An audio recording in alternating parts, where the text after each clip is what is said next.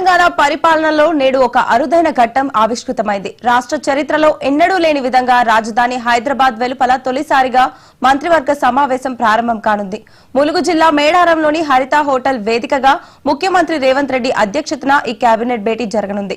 ఖమ్మం పర్యటన ముగించుకుని సీఎం రేవంత్ రెడ్డి మంత్రులు నేరుగా మేడారం చేరుకున్నారు. ఈ సమావేశంలో ప్రధానంగా రాష్ట్ర వ్యాప్తంగా పెండింగ్ లో ఉన్న మున్సిపాలిటీలు, కార్పొరేషన్లకు ఎన్నికలు నిర్వహించేలా కీలక తీర్మానం చేయనున్నారు. అలాగే త్వరలో జరగనున్న సమ్మక్క సారలమ్మ మహాజాతర ఏర్పాట్లు, 251 కోట్లతో చేపట్టిన అభివృద్ధి పనులపై కేబినెట్ సుదీర్ఘంగా చర్చించనుంది.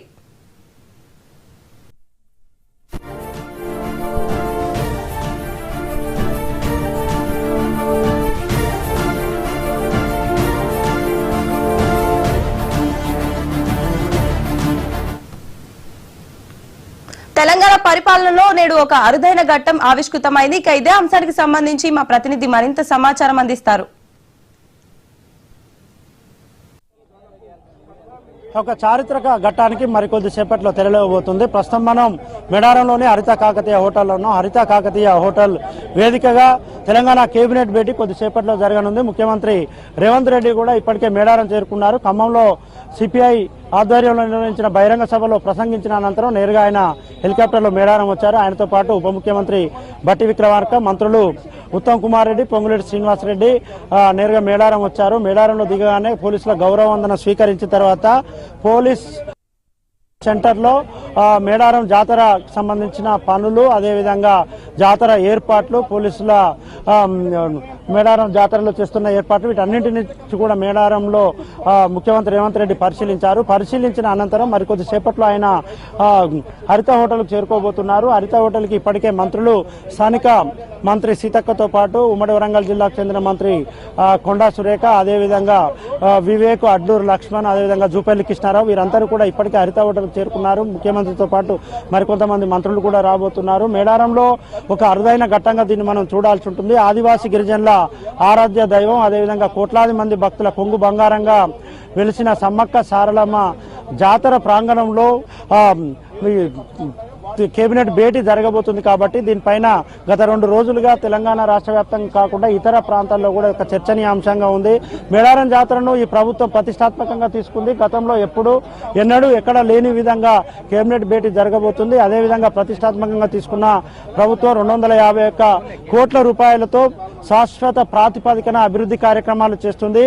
అదేవిధంగా 251 కోట్లతో మేడారంలోని సమ్మక్క సారలమ్మ, పగిడిద్దరాజు, గోవిందరాజు గద్దెల పునర్నిర్మాణం, అదేవిధంగా గద్దెల విస్తీర్ణాన్ని పెంచడంతో పాటు జంపన్నవాగు నుండి సమ్మక్క గద్దెల వరకు, అదేవిధంగా చిలకలగుట్ట నుంచి సమ్మక్క గద్దె వరకు, ఇతర ప్రాంతాల నుంచి సమ్మక్క గద్దె వరకు రోడ్డు వెడల్పు చేయడంతో పాటు ఇతర అభివృద్ధి కార్యక్రమాలు చేపట్టారు. ఈ అభివృద్ధి కార్యక్రమాలన్నింటినీ కూడా ముఖ్యమంత్రి నిత్యం పర్యవేక్షించారు. అదేవిధంగా జాతరలో ఏ కార్యక్రమాన్ని చేపట్టినా ఆదివాసీ గిరిజనుల ఆచార వ్యవహారాలు, సంస్కృతి, సాంప్రదాయం ప్రకారం ఈ మేడారం జాతర జరుగుతుంది. కాబట్టి ఈ పూజారుల ఇష్టానుసారం, పూజారుల లిఖితపూర్వకంగా వారి వద్ద నుంచి తీసుకున్న తర్వాత ఈ అభివృద్ధి కార్యక్రమాలను చేపట్టారు. ఏ కార్యక్రమం మార్చాలన్నా, దేన్ని తిరిగి పునరుద్ధరించాలన్నా వారి ఇష్టానుసారమే చేశారు ఈ ప్రభుత్వం. అందులో భాగంగానే ఈ కార్యక్రమాలన్నీ కొనసాగుతున్నాయి. రేవంత్ రెడ్డి వచ్చిన తర్వాత కేబినెట్ భేటీ ప్రారంభమవుతుంది. కేబినెట్ భేటీ ప్రారంభం కాగానే ప్రస్తుతం ఇక్కడ మీడియా సెంటర్ను ఏర్పాటు చేశారు. మీడియా సెంటర్లో బ్రీఫింగ్ ఉంటుంది. బ్రీఫింగ్ సంబంధించి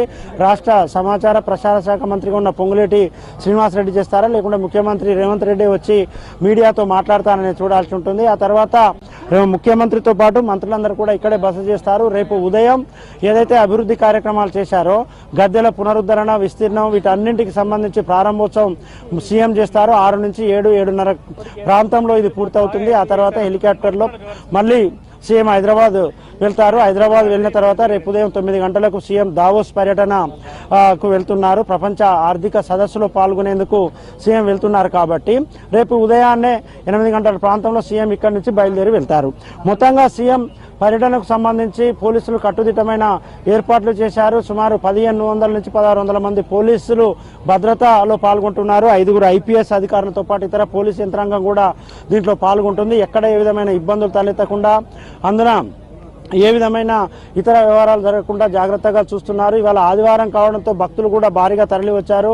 ముఖ్యమంత్రి రేవంత్ రెడ్డి టూర్ ఉన్న నేపథ్యంలో ట్రాఫిక్ ఆంక్షలు అమలులోకి వచ్చాయి. భక్తులను చాలా వరకు ఇతర ప్రాంతాల నుంచి సమ్మక్క సారలమ్మ గద్దెలను దర్శించుకునే విధంగా ఏర్పాట్లు చేశారు. సీఎం వస్తున్న నేపథ్యంలో భారీ భద్రత ఉంది. అదేవిధంగా కేబినెట్ భేటీలో చాలా కీలకమైన అంశాలను చర్చించబోతున్నారు. ములుగు జిల్లాలో సుమారు 14,000 ఎకరాలకు సాగునీరు అందించి 104 కోట్ల రూపాయలతో పొట్లాపూర్ ప్రాజెక్టుకి ఒక నిర్ణయం తీసుకోబోతున్నారు. దీంతో పాటు కృష్ణా గోదావరి సంబంధించిన పుష్కరాలకు సంబంధించి కూడా నిర్ణయం తీసుకోబోతున్నారు. జిల్లాల పునర్విభజనకు సంబంధించి ఇప్పటి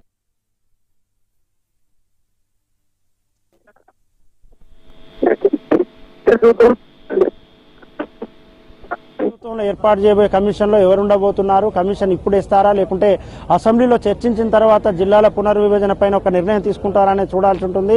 పునర్విభజన అంశం తెరపైకి రావడంతోనే బీఆర్ఎస్ నుంచి వర్కింగ్ ప్రెసిడెంట్ కేటీఆర్ గాని హరీష్ రావు గాని ఇప్పటికే చాలా ప్రకటనలు చేస్తున్నారు. జిల్లాలు ఏమైనా రద్దు చేస్తే అగ్గి రాజేస్తామంటే ఇప్పటికే ప్రకటన చేస్తున్న నేపథ్యంలో తీసుకోబోతున్నారు.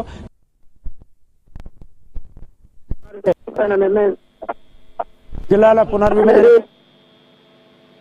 పునర్విభజన అనేది శాస్త్రీయంగా జరగలేదు. అప్పుడు రాజకీయ కోణంలో జిల్లాల విభజన జరిగిందంటూ ముఖ్యమంత్రి పదే పదే వ్యాఖ్యానిస్తున్నారు. ఒక్కొక్క నియోజకవర్గం 2 నుంచి 3 జిల్లాల పరిధిలో ఉంది. ఉదాహరణకి పాలకుర్తి నియోజకవర్గం చూసుకుంటే అటు మహబూబాబాద్ జిల్లా, జనగామ జిల్లా, వరంగల్ జిల్లా 3 జిల్లాల పరిధిలో ఉంది. కొడంగల్ కూడా అదే పరిస్థితి ఉంది. ఇలాంటి నియోజకవర్గాలు 2-3 జిల్లాల పరిధిలో ఉన్నాయి కాబట్టి జిల్లాల పునర్విభజన చేయాలని ప్రభుత్వం భావిస్తుంది. పునర్విభజన చేస్తే జిల్లాల సంఖ్యను కుదిస్తారా, కుదిస్తే ఏ జిల్లాలు పోతాయి, ప్రజలలో ఒక ఆసక్తికరమైన అంశంగా ఉంది. ఆసక్తికరమైన చర్చ జరుగుతుంది.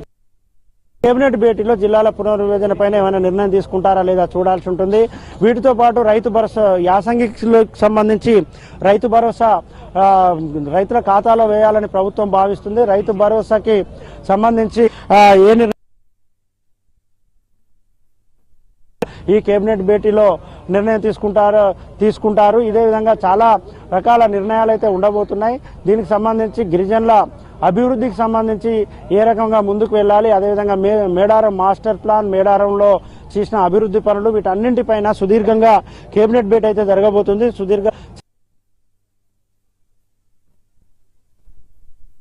లేకుంటే గతంలో కేసీఆర్ ఉన్నప్పుడు ఇప్పటి ప్రజాభవన్ అప్పటి ప్రగతి భవన్ లో కేబినెట్ భేటీ జరిగేది. కానీ మొట్టమొదటిసారి ఈ ప్రభుత్వం వచ్చిన తర్వాత హైదరాబాద్ వెలుపల మేడారం కేంద్రంగా ఒక రకం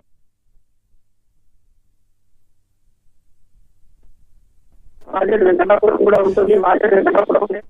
వెంకటాపురం కూడా ఉంటుంది. వాజేడు వెంకటాపురం అనేది కర్రెగుట్టలను ఆనుకొని ఉంటాయి. కర్రెగుట్టల్లో ఇటీవల జరిగిన సంఘటనలు కేంద్ర ప్రభుత్వం ఆపరేషన్ కగారు పేరుతో మావోయిస్టుల పైన ప్రకటించిన నిర్బంధం, ఆ తర్వాత మావోయిస్టు ఉద్యమం అనేది పూర్తిగా కుదేలవుతున్న తరుణం, లొంగుబాట్లు, ఎన్కౌంటర్లు ఇదంతా జరుగుతున్న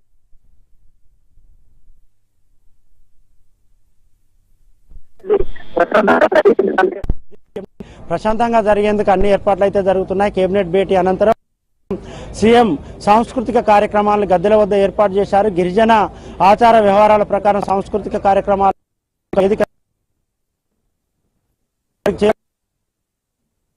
వీక్షించిన అనంతరం సీఎం మళ్ళీ మేడారం ప్రస్తుతం హరిత హోటల్కి వస్తారు. హరిత హోటల్లోనే సీఎం బస చేస్తారు.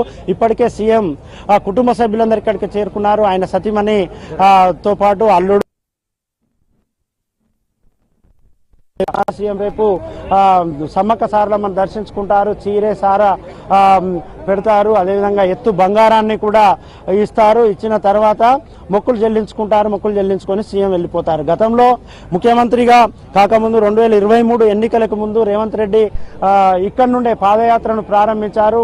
మేడారం సమ్మక్క సారలమ్మ సన్నిధిలో దర్శనం చేసుకొని ఇక్కడ భారీ బహిరంగ సభ నిర్వహించి ఆ తర్వాత తెలంగాణ రాష్ట్రంలో చాలా ప్రాంతాల్లో సీఎం పాదయాత్ర చేశారు. పాదయాత్ర చేసిన అనంతరం ప్రభుత్వం ఏర్పడింది. ఆ తర్వాత ప్రజాప్రభుత్వం ఏర్పడడం ఇదంతా జరిగింది. సీఎంతో పాటు మంత్రులందరూ కూడా కేబినెట్ భేటీకి వస్తున్న దృశ్యాలను మనం చూస్తున్నాం. సీఎంతో పాటు మంత్రులు జూపల్లి కృష్ణారావు,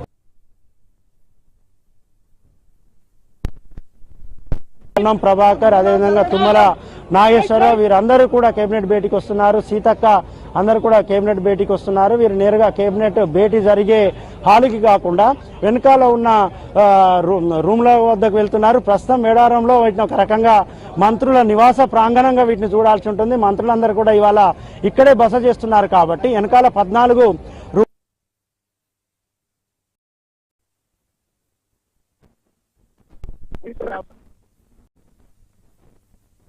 ముఖ్యమంత్రి ఏర్పాట్లను చూసే అవకాశం ఉంటుంది. ప్రస్తుతం శ్రీధర్ బాబు లేరు. శ్రీధర్ బాబు కేబినెట్ భేటీకి వచ్చారా లేదని చూడాల్సి ఉంటుంది. శ్రీధర్ బాబు దావోస్ పర్యటనకు ముందే వెళ్లారా ఏంటనేది చూడాల్సి ఉంటుంది. శ్రీధర్ బాబు కాకుండా ఉత్తమ్ కుమార్ రెడ్డి కూడా ఉన్నారు. అందరైతే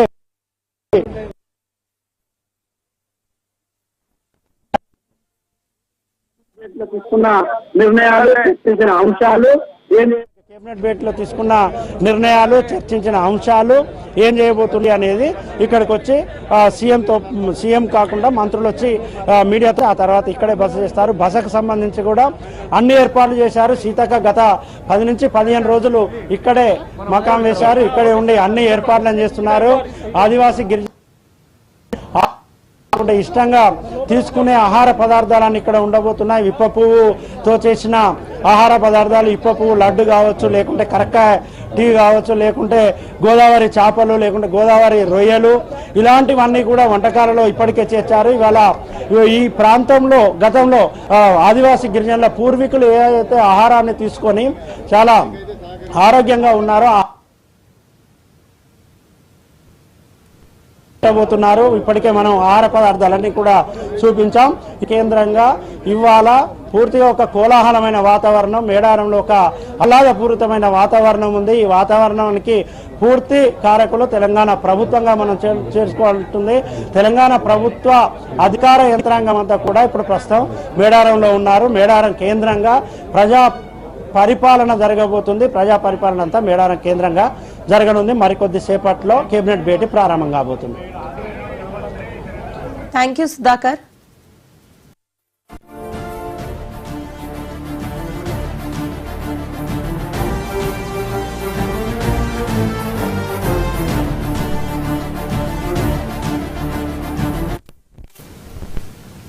తెలుగు జాతి ఆత్మగౌరవ